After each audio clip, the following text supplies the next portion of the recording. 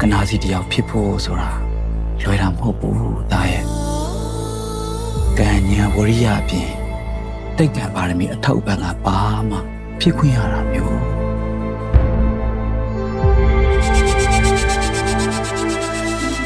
ဒီလိုလေးတစ်ဖက်ကိုမေးကြလေးဒီကပုံကြီးပါလာမယ် Hey hey ဒီကျွဲတိမ်တိမ်တို့ရဲ့ကျမတို့ရဲ့ Hey မင်းကြီးရတာလေယောက်ျားလူမိန်းမလူဘာကောင်မှကိုမသိဘူး အကောင်မဟုတ်ဘူးဟေးကောင်မကောင်မ ယောက်ျားမဟုတ်ဘူးယောက်ျားမဟုတ်ဘူးစိတ်နာရဲ့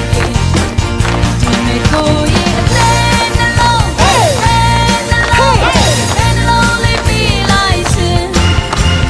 ဒီမှာအသိန်းလေးကတအိမ်လုံးတောင်ဝင်ကိုထမ်းထားရသူပင်ပန်းနေပြီ မိတင်သေးညီတော်တော်စကားများတာပဲအေးကျုပ်ပြောထားပြီးပြီလေ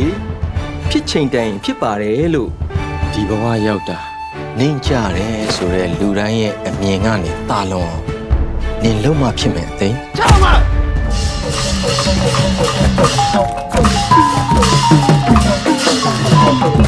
ဒူလေဒီ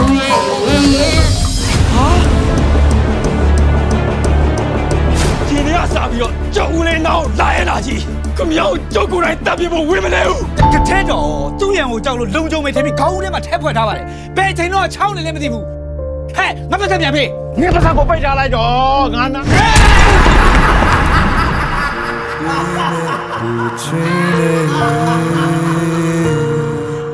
နေအောင်မြတ်တဲ့မလင်းလဲရင်နေ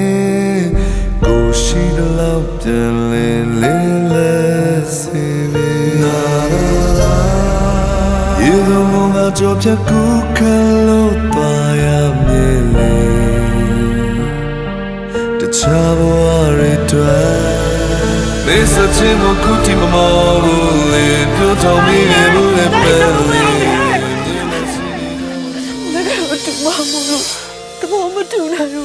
နောက်တော့ဘာဖြစ်လို့လဲသူတို့ကဘာလုပ်နေလို့လဲ